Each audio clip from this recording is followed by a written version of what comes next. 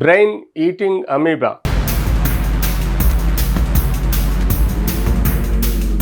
ఇది ఈరోజు మనము కేరళలో చూస్తే విపరీతమైన కేసెస్ వ్యాప్తి చెందడం చూస్తున్నాం. ఈరోజు దాదాపుగా 75 కేసులు రికార్డ్ అయినాయి. అందులో 21 కేసులు ఐసీయూలో డెత్ అయినాయి. 21 కేసెస్ డెత్ అవ్వడం అనేది చిన్న మాట కాదు. ఒక అమీబా వలన ఇంత మేజర్ డెత్స్ అవడం అనేది అన్యూజువల్ ప్రజెంటేషన్. ఇది కేరళలో జరిగింది. అక్కడ health minister George madam declare చేసిన స్టాటిస్టిక్స్ ప్రకారం ఈ డెత్స్ అన్నది దాని కారణాన్ని తెలుసుకోవాల్సిన అవసరం కూడా ఉంది. బ్రెయిన్ ఈట్ అమీబా అన్నది ఇది ముఖ్యంగా మనకు వాటర్ పాండ్స్లో ప్రొడ్యూస్ అవుతూ ఉంటుంది. ఈ యొక్క సిస్ట్ కానీ లేకపోతే ట్రోపోలాజియా కానీ లేకపోతే దీని యొక్క ఫైబ్రస్ ఫ్రాలిజెంట్ ఫామ్ కానీ ఇది ఒక ప్రోటోజోవా లాగా, అంటే ఒక అమీబా ఒక ఫంగల్ ఇన్ఫెక్షన్ లాగా ఇది మనం చెరువులలో, స్విమ్మింగ్ పూల్లలో, లేకపోతే నీటి కుంటలలో, లేకపోతే తుప్పు పట్టిన వాటర్ పైపులలో, లేకపోతే స్టాగ్నెంట్ వాటర్లో కానీ ఈ అమీబా ఫామ్ అవుతుంది. ఎప్పుడైతే ఈ అమీబాలో ఉన్న నీటిలో ఎవరైతే స్విమ్మింగ్ కానీ లేకపోతే వాటర్లో దిగుతారో వాటర్ కంటామినేషన్ వలన ఇది ముక్కు ద్వారా ఈ యొక్క అమీబా అన్నది మన ముక్కు ద్వారా మనకు ఆల్ఫాక్టరీ నర్వ్ అని ఒకటి ఉంటుంది. ఆ నర్వ్ ద్వారా బ్రెయిన్లోకి పోయి బ్రెయిన్లో ఈ యొక్క బ్రెయిన్ ఈటింగ్ డిజీజ్ అన్నది మొదలవుతుంది. దీన్నే బ్రెయిన్ ఈటింగ్ అమీబా అంటారు. అదర్వైజ్ మెనింగో ఎన్సెఫలైటిస్ అంటే మెదడు వాపు వ్యాధి లాగా. సో మెదడు వాపు వ్యాధి అంటే అందరికీ తెలిసిందే, one of the most dangerous infectious condition meningitis. So అట్లాంటిదే ఈ బ్రెయిన్ ఈటింగ్ అమీబా వలన కూడా మనకు ఈ యొక్క డిజీజ్ వ్యాప్తి చెందడం చూస్తున్నాం. టెక్నికల్గా చూస్తుంటే మనకు యూజువల్గా ఇందులో దీన్ని టెక్నికల్ వర్డ్ నెగ్లేరియా అనే ఒక జనరిక్ పదం అన్నది ఉంటుంది.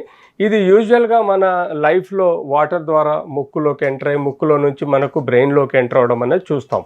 దీని యొక్క కారణం మనకు తెలిసిందే. ఇది నీళ్ళల్లో ఈ అమీబా అనేది ఒక టైప్ ఆఫ్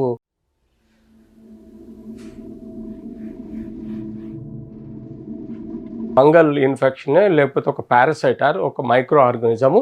ఈ మైక్రో ఆర్గానిజం అన్నది నీళ్ళల్లో ఉండే బ్యాక్టీరియాని తిని ఇది డెవలప్ అవుతుంటుంది. దీని యొక్క డెవలప్మెంట్ అనేది నడుస్తుంది. తద్వారా ఇది పెథోజన్ మన బాడీలోకి ఎంటర్ అయ్యి ఈ ఆల్ఫాక్టరీ నర్వ్ ముక్కులో ఉండే ముక్కుకు సప్లై చేసే నర్వ్ ద్వారా మనకు బ్రెయిన్లోకి ఎంటర్ అయ్యి బ్రెయిన్లో నుంచి మనకు ఇన్ఫెక్షన్ స్టార్ట్ అవుతుంది. సో టెక్నికల్గా చూసుకుంటే ఎలాంటి మనకు సిమ్టమ్స్ సైన్స్ కనబడతాయి.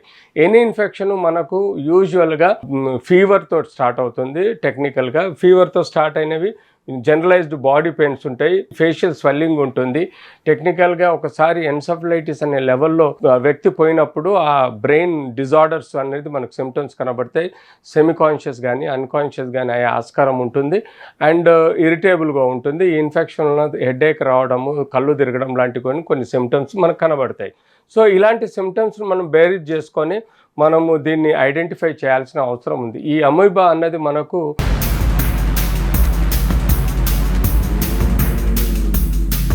PCR టెస్ట్ ద్వారా తెలుసుకోవడం జరుగుతుంది. ఈ పారాసైట్ ఏదో ఉందో ఇది మైక్రో ఆర్గానిజం, ఇది బ్యాక్టీరియాని తిని బతికే మైక్రో ఆర్గానిజం. దీన్ని మనం PCR టెస్ట్ చేయడం ద్వారా మనం టెక్నికల్గా దీన్ని తెలుసుకోగలుగుతాం.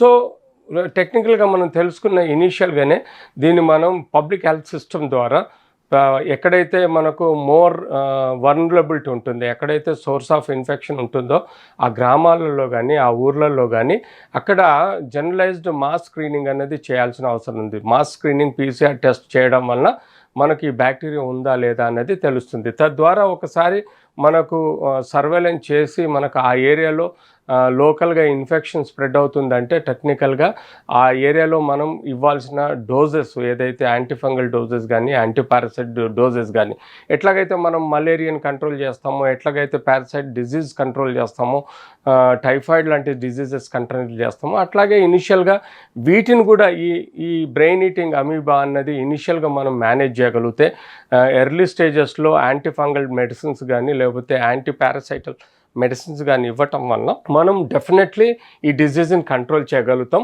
Before spreading into brain. అంటే మెదడు వాపు వ్యాధి రానంత వరకు పర్వాలేదు. ఒక్కసారి ఈ అమీబా ఈ ఆల్ఫాక్టరీ నర్వ్ ద్వారా ముక్కు నుంచి బ్రెయిన్లోకి పోయినప్పుడు అది ఎప్పుడైతే బ్రెయిన్ మెనింజెస్ నాశనం చేస్తుందో, అంటే బ్రెయిన్లో ఉండే కణాలను న్యూరో కణాలను ఎప్పుడైతే డ్యామేజ్ చేస్తుందో తద్వారా మెదడు వాపు వ్యాధి లాంటిది వ్యాప్తి చెంది మనకు క్రిటికల్గా మారే ఆస్కారం ఉంటుంది, తద్వారా చనిపోయే ఆస్కారం ఉంటుంది. సో యాజ్ యూజువల్గా ఇది మన మెదడులోకి చేరినప్పుడు సెరిబ్రోస్పైనల్ ఫ్లూయిడ్ అనేది ఒకటి ఫ్లోటింగ్ ఫ్లూయిడ్ ఉంటుంది ఆ బ్రెయిన్లో. ఆ ఫ్లూయిడ్ ద్వారా కూడా ఇన్ఫెక్షన్ స్ప్రెడ్ అయ్యే ఆస్కారం ఉంటుంది. సో టెక్నికల్గా ఇది మనం నివారించాలంటే ఒకటి వాటర్ పాండ్స్ను చాలా శుభ్రంగా ఉంచుకునే పద్ధతి. రెండోది ఈ కాలంలో మనం ఎక్కడ పడితే అక్కడ స్టాగ్నెంట్ వాటర్, ఎక్కడైతే ఫంగస్ ఉంటుందో, ఎక్కడైతే పారాసైట్ మైక్రో ఆర్గానిజమ్స్ బ్యాక్టీరియా ఉంటుందో అక్కడంటి చెరువులలో కానీ కుంటలలో కానీ మనం వీలైనంత వరకు అవాయిడ్ చేస్తే బెటరు. లేదంటే టెక్నికల్గా మనం ఏదైనా కొంత సోర్స్ ఆఫ్ ఇన్ఫెక్షన్, దగ్గు, తుమ్ములు, జ్వరం లాంటిది వస్తే ఇమ్మీడియట్లీ మనము టెస్టుల ద్వారా మనం రూల్ అవుట్ చేసుకోవాలి. సో ఇలాంటి prevention is better than treatment అన్నట్టుగా మనం ఈ యొక్క వాటర్ పాండ్స్ కానీ, చెరువులలో కానీ, కుంటలలో కానీ, లేకపోతే ఈవెన్ స్విమ్మింగ్ పూల్లలో కానీ ఇలాంటి ఫంగల్ ఇన్ఫెక్షన్స్ కానీ, పారాసైటల్ ఇన్ఫెక్షన్స్ కానీ, మైక్రో ఆర్గానిజమ్స్ కానీ ఉండకుండా క్లోరినేషన్ కంప్లీట్గా చేయాలి. ఇన్కంప్లీట్ క్లోరినేషన్ దాంట్లో కూడా ఈ అమీబా డెవలప్ అయ్యే ఆస్కారం ఉంటుంది. కాబట్టి ప్రాపర్ క్లోరినేషన్ చేసిన స్విమ్మింగ్ పూల్స్లలో మనం స్విమ్మింగ్ చేయడం కానీ చేస్తే ఇలాంటి బ్యాక్టీరియా మన ముక్కు ద్వారా ఎంటర్ కాకుండా కాపాడుకోవాలి. ప్రిఫరబ్లీ మాస్కులు ధరించి కూడా ప్రిఫరబ్లీ వీలైతే ముక్కుకు సంబంధించిన మాస్క్ కూడా ధరించి మనం ప్రొటెక్షన్ తీసుకోండి. తద్వారా ఈ యొక్క పారాసైట్ కానీ లేకపోతే మైక్రో ఆర్గానిజమ్స్ మన ముక్కులో ఎంటర్ కాకుండా మనని మనం కాపాడుకునే అవకాశం ఉంటుంది.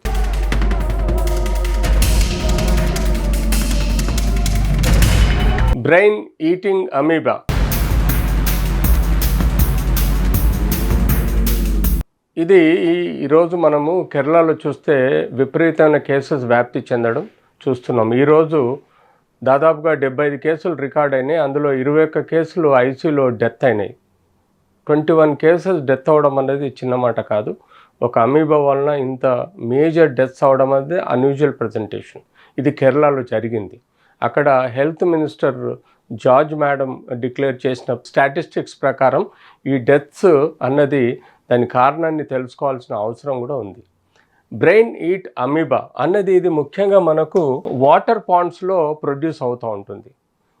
ఈ యొక్క సిస్ట్ కానీ లేకపోతే ట్రోపోలాజియా కానీ లేకపోతే దీని యొక్క ఫైబ్రస్ ఫ్రాలిజెంట్ ఫామ్ కానీ ఇది ఒక ప్రోటోజోవా లాగా, అంటే ఒక అమీబా, ఒక ఫంగల్ ఇన్ఫెక్షన్ లాగా ఇది మనం చెరువులలో, స్విమ్మింగ్ పూల్లలో, లేకపోతే నీటి కుంటలలో, లేకపోతే తుప్పు పట్టిన వాటర్ పైపులలో, లేకపోతే స్టాగ్నెంట్ వాటర్లో కానీ ఈ అమీబా ఫామ్ అవుతుంది.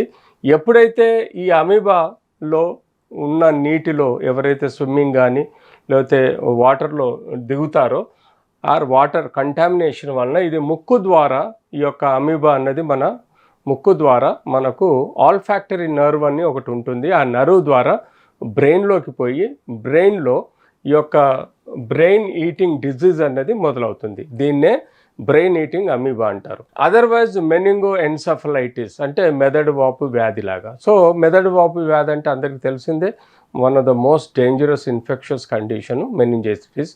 సో అట్లాంటిదే ఈ బ్రెయిన్ ఈటింగ్ అమీబా వలన కూడా మనకు ఈ యొక్క డిజీజ్ వ్యాప్తి చెందడం చూస్తున్నాం. టెక్నికల్గా చూస్తుంటే మనకు యూజువల్గా ఇందులో దీన్ని టెక్నికల్ వర్డ్ నెగ్లేరియా అనే ఒక జనరిక్ పదం అన్నది ఉంటుంది దీన్ని. ఇది యూజువల్గా మన లైఫ్లో వాటర్ ద్వారా ముక్కులోకి ఎంటర్ అయ్యి ముక్కులో నుంచి మనకు బ్రెయిన్లోకి ఎంటర్ అవ్వడం అనేది చూస్తాం. దీని యొక్క కారణం మనకు తెలిసిందే. ఇది నీళ్ళల్లో ఈ అమీబా అనేది ఒక టైప్ ఆఫ్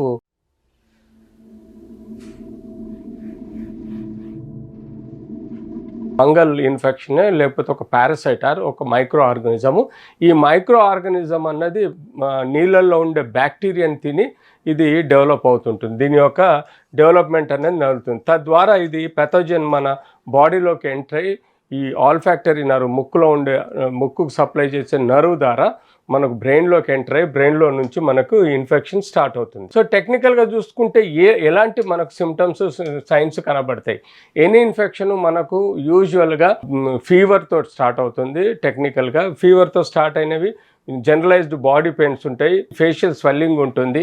టెక్నికల్గా ఒకసారి ఎన్సెఫలైటిస్ అనే లెవెల్లో వ్యక్తి పోయినప్పుడు ఆ బ్రెయిన్ డిజార్డర్స్ అనేది మనకు సిమ్టమ్స్ కనబడతాయి.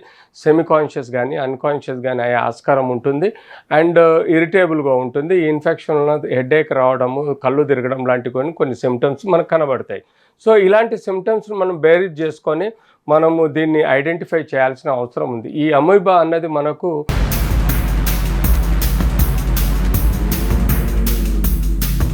PCR టెస్ట్ ద్వారా తెలుసుకోవడం జరుగుతుంది. ఈ పారాసైట్ ఏది ఉందో ఇది మైక్రో ఆర్గానిజం, ఇది బ్యాక్టీరియాని తిని బతికే మైక్రో ఆర్గానిజం. దీన్ని మనం PCR టెస్ట్ చేయడం ద్వారా మనం టెక్నికల్గా దీన్ని తెలుసుకోగలుగుతాం.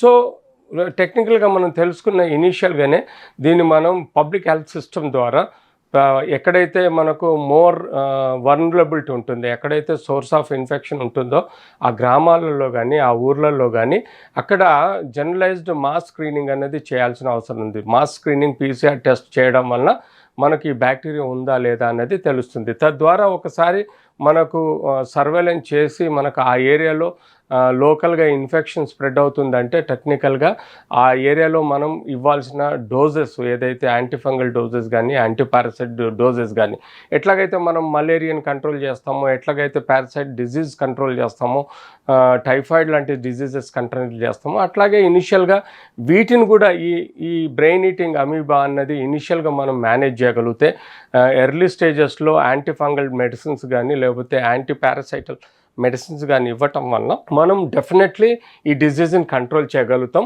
Before spreading into brain. అంటే మెదడు వాపు వ్యాధి రానంత వరకు పర్వాలేదు. ఒక్కసారి ఈ అమీబా ఈ ఆల్ఫాక్టరీ నర్వ్ ద్వారా ముక్కు నుంచి బ్రెయిన్లోకి పోయినప్పుడు అది ఎప్పుడైతే బ్రెయిన్ మెనింజెస్ నాశనం చేస్తుందో, అంటే బ్రెయిన్లో ఉండే కణాలను న్యూరో కణాలను ఎప్పుడైతే డ్యామేజ్ చేస్తుందో తద్వారా మెదడు వాపు వ్యాధి లాంటిది వ్యాప్తి చెంది మనకు క్రిటికల్గా మారే ఆస్కారం ఉంటుంది, తద్వారా చనిపోయే ఆస్కారం ఉంటుంది. సో యాజ్ యూజువల్గా ఇది మన మెదడులోకి చేరినప్పుడు సెరిబ్రోస్పైనల్ ఫ్లూయిడ్ అనేది ఒకటి ఫ్లోటింగ్ ఫ్లూయిడ్ ఉంటుంది ఆ బ్రెయిన్లో. ఆ ఫ్లూయిడ్ ద్వారా కూడా ఇన్ఫెక్షన్ స్ప్రెడ్ అయ్యే ఆస్కారం ఉంటుంది. సో టెక్నికల్గా ఇది మనం నివారించాలంటే ఒకటి వాటర్ పాండ్స్ చాలా శుభ్రంగా ఉంచుకునే పద్ధతి, రెండోది ఈ కాలంలో మనం ఎక్కడ పడితే అక్కడ స్టాగ్నెంట్ వాటర్ ఎక్కడైతే ఫంగస్ ఉంటుందో, ఎక్కడైతే పారాసైట్ మైక్రో ఆర్గానిజమ్స్ బ్యాక్టీరియా ఉంటుందో అక్కడంటి చెరువులలో కానీ కుంటలలో కానీ మనం వీలైనంత వరకు అవాయిడ్ చేస్తే బెటరు. లేదంటే టెక్నికల్గా మనం ఏదైనా కొంత సోర్స్ ఆఫ్ ఇన్ఫెక్షన్, దగ్గు, తుమ్ములు, జ్వరం లాంటిది వస్తే ఇమ్మీడియట్లీ మనము టెస్టుల ద్వారా మనం రూల్ అవుట్ చేసుకోవాలి.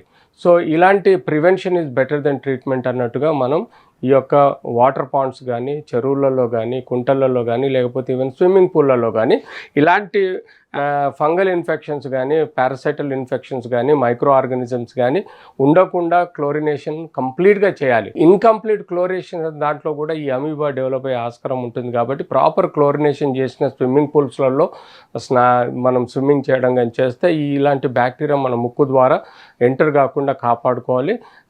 ప్రిఫరబ్లీ మాస్కులు ధరించి కూడా ప్రిఫరబ్లీ వీలైతే ముక్కుకు సంబంధించిన మాస్క్ కూడా ధరించి మనం ప్రొటెక్షన్ తీసుకోండి. తద్వారా ఈ యొక్క పారాసైట్ కానీ లేకపోతే మైక్రో ఆర్గానిజమ్స్ మన ముక్కులో ఎంటర్ కాకుండా మనని మనం కాపాడుకునే అవకాశం ఉంటుంది.